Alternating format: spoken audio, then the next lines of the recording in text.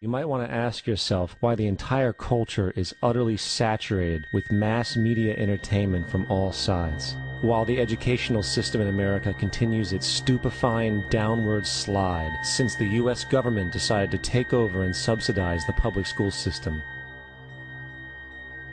What your government pays for, it gets. When we understand that, then we look at government-financed institutions of education and see the kind of students and the kind of education that's being turned out by these government-financed schools.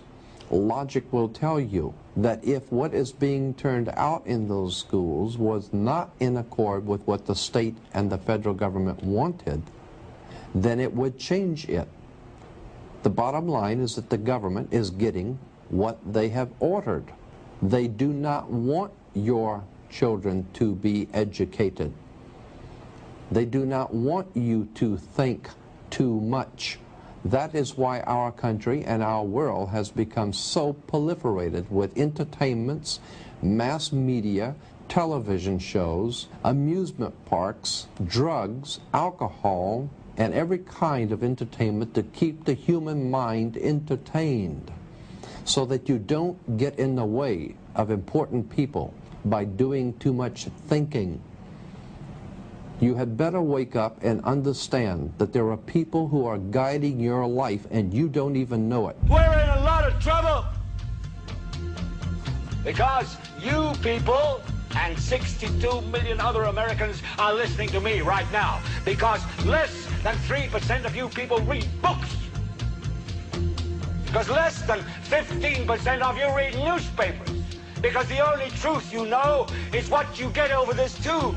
Right now, there is an entire generation that never knew anything that didn't come out of this tube. This tube is the gospel, the ultimate revelation. This tube can make or break presidents, popes, prime ministers. This tube is the most awesome goddamn force in the whole godless world. And woe is us if it ever falls into the hands of the wrong people. And when the largest company in the world controls the most awesome goddamn propaganda force in the whole godless world, who knows what shit will be peddled for truth on this network. So you listen to me. Listen to me. Television is not the truth. Television is a goddamn amusement park. Television is a circus, a carnival, a traveling troupe of acrobats, storytellers, dancers, singers, jugglers, sideshow freaks, lion tamers, and football players. We're in the boredom-killing business. But you people sit there day after day, night after night, all ages, colors, creeds. We're all you know. You're beginning to believe the illusions we're spinning here. You're beginning to think that the tube is reality and that your own lives are unreal. You do whatever the tube tells you. You dress like the tube. You eat like the tube. You raise your children like the tube. You even think like the tube. This is mass madness, you maniacs. In God's name, you people are the real thing. We are the illusion. The last thing the men behind the curtain want is a conscious, informed public capable of critical thinking, which is why a continually fraudulent zeitgeist is output via religion, the mass media, and the educational system. They seek to keep you in a distracted, naive bubble, and they are doing a damn good job of it. In 2005, an arrangement between Canada, Mexico, and the United States was made. This arrangement, unannounced to the public, unregulated by Congress, merges the United States, Mexico, and Canada into one entity, erasing all borders. It's called the North American Union, and you might want to ask yourself why you've never heard of this. In fact, there is only one mainstream reporter who's actually heard of and has had the courage to cover this issue. The Bush administration's open borders policy and its decision to ignore the enforcement of this country's immigration laws is part of a broader agenda. President Bush signed a formal agreement that will end the United States as we know it, and he took the step without approval from either the U.S. Congress or the people of the United States. It's a deal that few have even heard of. It's being done again by very few people at the very top on behalf of the investment class, but the working class of people, political officials across our country, from communities, from cities and so forth, they don't know anything about this. This isn't some trade agreement. It is a total removal of sovereignty from these countries, which will also result in a completely new currency called the Amero. Fall.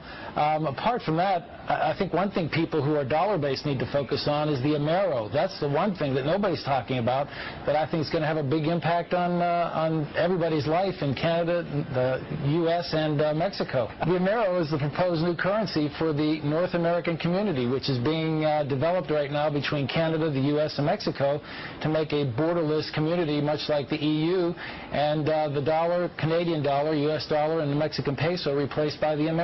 By default of this agreement, the American Constitution will eventually be obsolete. You would think that a situation like this would be on the cover of every major newspaper. That is until you realize that the people who are behind this movement are the same people behind the mainstream media, and you are not told what you're not supposed to know. The North American Union is the same concept as the European Union, the African Union, and the soon-to-be Asian Union, and the same people are behind all of them. And, when the time is right, the North American Union, the European Union, the African Union, and the Asian Union will be merged together, forming the final stages of a plan these men have been working on for over 60 years. A one-world government.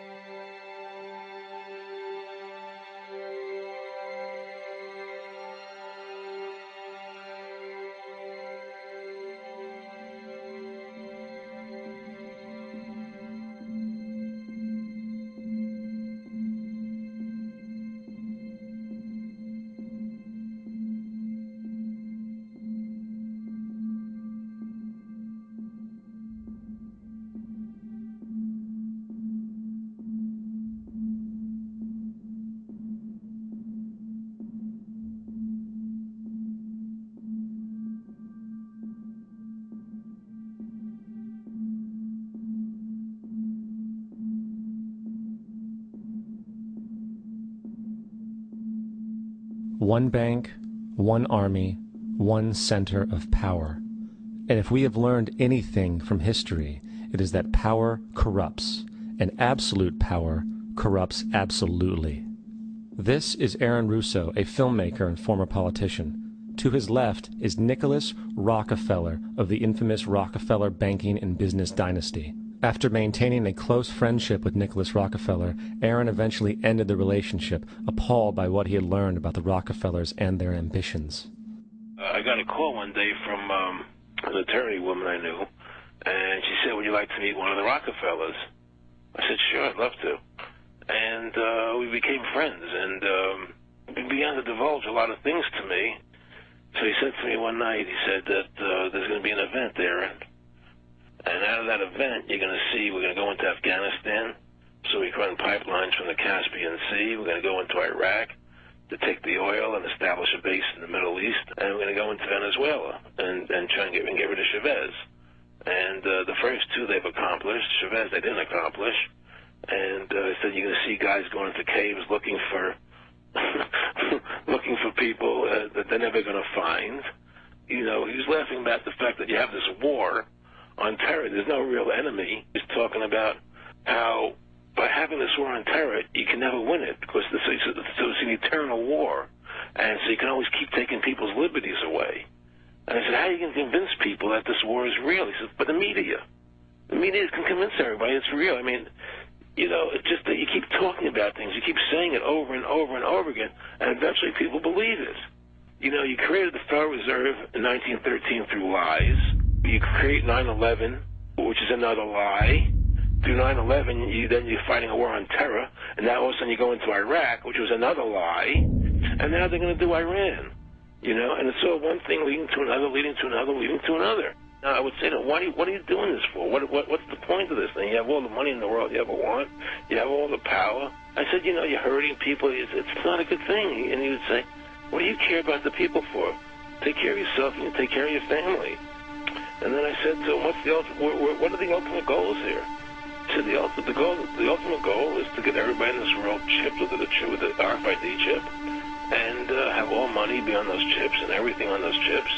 And if anybody wants to protest what we do or violate what we want, we just turn off their chip.